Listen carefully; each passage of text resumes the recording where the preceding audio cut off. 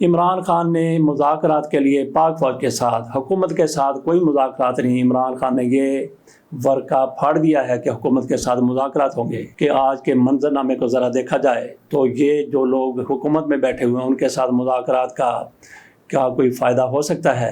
جو اپنی مرضی سے ایک وزیر خزانہ نہیں لگا سکتے، اپنی مرضی سے اپنا وزیر داخلہ نہیں لگا سکتے۔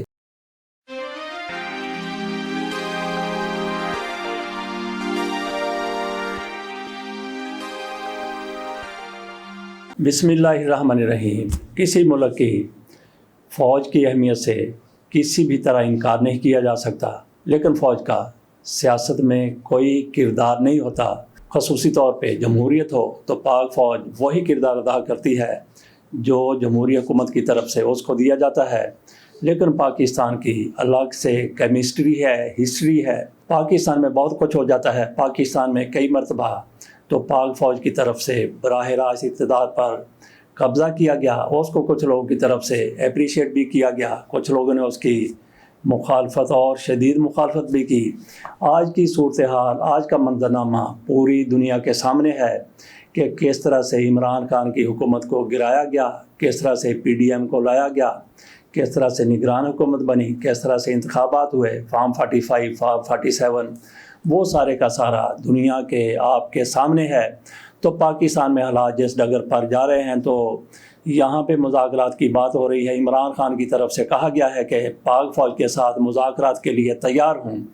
انہوں نے خصوصی طور پر یہ کہا ہے کہ پاک فوج کے ساتھ مذاکرات کے لیے میں 3 لوگوں کا اعلان کرتا ہوں، یہ پاک فوج کے ساتھ مذاکرات کریں گے۔ یہ عمران خان کی طرف سے کہا گیا۔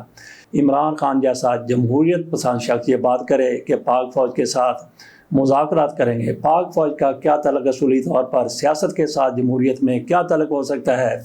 بہرحال اصولی جمہوریت کی بات کریں گے، اصولی سیاست کی بات کریں گے تو پھر تو پاک فوج کا کسی بھی صورت سیاست میں کوئی تعلق نہیں بنتا۔ لیکن آج کا جو منظرنامہ سامنے ہے تو میرا خیال ہے کہ زیادہ وضاحت کی ضرورت نہیں ہے، ہر چیز کا سارا کوئی سامنے ہے۔ تو عمران خان کی طرف سے کیوں پاک فوج کے ساتھ مذاکرات کی بات کی گئی ہے؟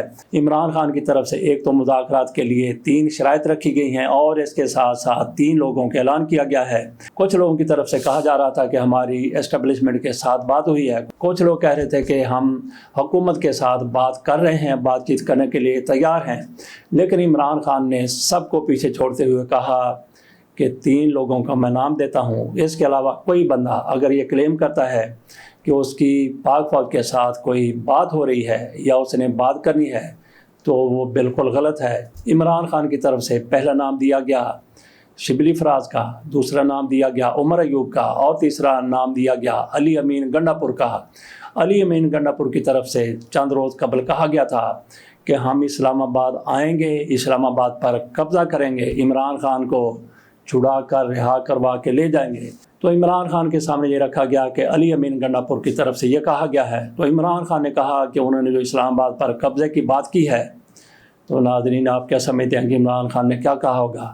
اگر آپ نے پہلے یہ بات نہیں سنی، پہلے عمران خان کا جواب نہیں سنا تو پھر سن لیجئے، آپ بھی حیران ہو جائیں گے کہ عمران خان نے کہا کہ علی امین گنڈا پور کی طرف سے جو کچھ کہا گیا ہے کہ اسلام آباد آئیں گے، اسلام آباد پر قبضہ کر لیں گے، تو پھر انہوں نے درست کہا ہے، میں ان کی بات کی تائید کرتا ہوں۔ یہ عمران خان کی طرف سے کہا گیا۔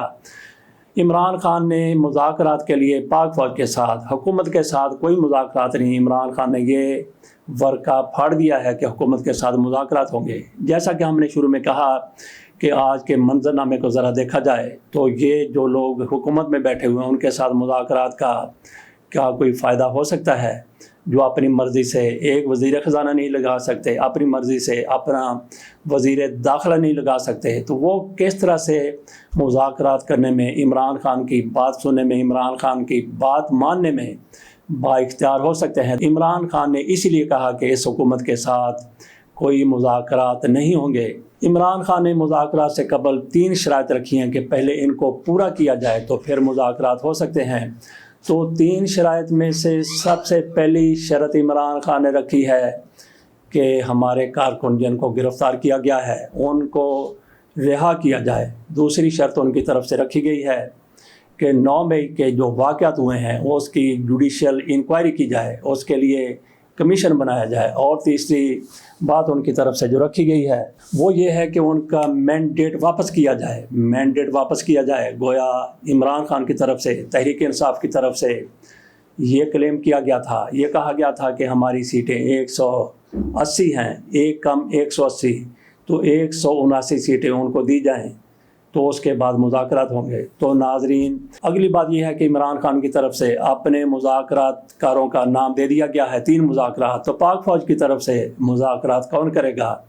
کیا ISI کے DG مذاکرات کریں گے، یا پھر پاک فوج کی طرف سے اپنے کسی سول نمائندے کو سامنے لایا جائے گا، وہ مذاکرات کرے گا، جیسے درانی ہو گئے، خواجہ آصف ہو گئے، یا کوئی اور بھی، اس کا نام دیا جائے گا مذاکرات کرنے کے لیے جو عمران خان کے ساتھ مذاکرات کرے۔ تو یہاں پہ ایک لمحے کے لیے رکیے، عمران خان کی طرف سے 3 شرائط رکھی گئی ہیں۔ اگر یہ 3 شرائط مان لی جاتی ہیں تو پھر کیا مذاکرات کی کوئی ضرورت رہ جائے گی؟ عمران خان کے ساتھ جو لوگ مذاکرات کریں گے، پاک فوج کے لوگ مذاکرات کریں گے، عمران خان ان سے یہی مطالبہ کریں گے کہ ہمارا حق ہمیں دیا جائے۔ ہمارا حق کیا ہو سکتا ہے؟ یہی ان کی جو 179 سیٹیں ہیں وہ ان کو مل جاتی ہیں، وہ اقتدار میں آ جائیں گے، رولا ختم ہو گیا، بات مک گئی۔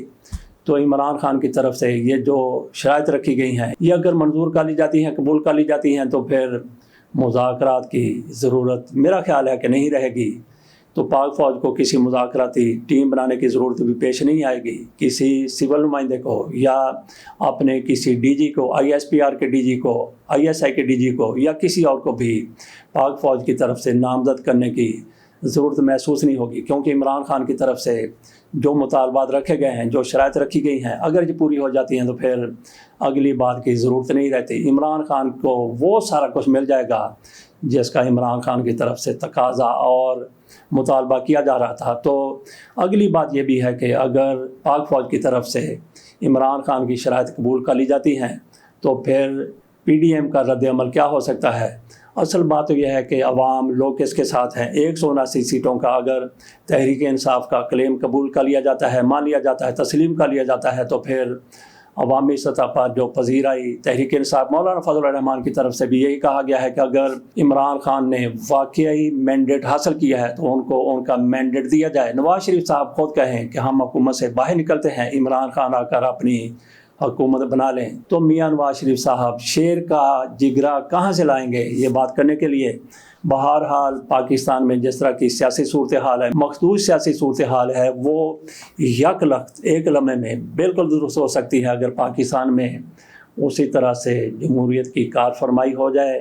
جو عوام کا مینڈیٹ ہے، جو عوام کی خواہش ہے، جس طرح سے عوام چاہتے ہیں، جس طرح سے لوگ چاہتے ہیں، اور اس کا فیصلہ 8 فروری کے انتخابات میں عوام کی طرف سے کر دیا گیا تھا۔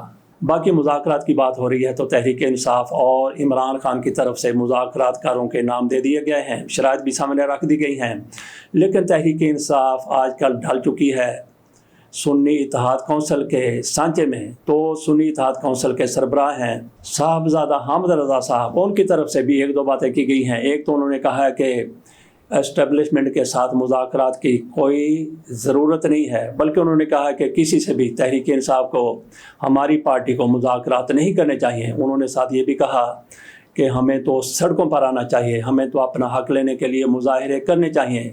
ساتھ انہوں نے یہ بھی کہا کہ عمران خان کو، تحریک انصاف کو، ہماری پارٹی کو یہ چاہیے کہ اسمبلیوں سے استعفے دے دیں۔ انہوں نے تو مذاکرات کا ورقہ سرے سے پھاڑ کے رکھ دیا ہے، اور تحریک انصاف کو پتہ ہے کہ اسمبلیوں سے استعفے دینے سے کیا فائدہ ہوا تھا۔ پوری دنیا نے دیکھا کہ کس طرح سے عمران خان نے قومی اسمبلی سے استعفے دیے۔ رانا ثناءاللہ کی طرف سے کہا گیا کہ خدا کی قسم اگر عمران خان اسمبلی میں موجود رہتے تو 4 ماہ کے اندر اندر ہماری حکومت ختم ہو جاتی، انتخابات ہو جاتے۔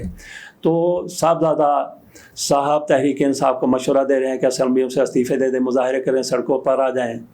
تو صاحبزادہ صاحب کیا یہ چاہتے ہیں کہ تحریک انصاف کے لوگوں کے ساتھ مظاہروں کے دوران جو کچھ ہوا، ان کے جسم پر اگر کوئی تھوڑی سی جگہ رہ گئی ہے جہاں انہوں نے ٹکور نہیں کی، جہاں ان کو زخم نہیں لگا، جہاں ان کو زد نہیں پڑی، جہاں ان کو چوٹ نہیں پڑی، وہ بھی مظاہرے کریں، پھر سڑکوں پر آئیں، اور جو جگہ بچ گئی تھی وہ بھی پر ہو جائے، کیا صاحبزادہ صاحب یہ چاہتے ہیں، تو دیکھتے ہیں کہ معاملات کیسے آگے بڑھتے ہیں۔ اگر نیتیں درست ہوں تو بہت کچھ ہو سکتا ہے۔ عمران خان کی طرف سے یہ کہنا کہ علی امین گنڈا پور نے جو کچھ کہا اسلام آباد پر قبضے کے حوالے سے، اس سے عمران خان کے عزائم ظاہر ہوتے ہیں کہ عمران خان کیا سوچ رکھتے ہیں، اور مذاکرات جو ہوں گے، جب ہوں گے تب ہوں گے، تو کیسے ہوں گے۔ اجازت دیجیے، اللہ حافظ۔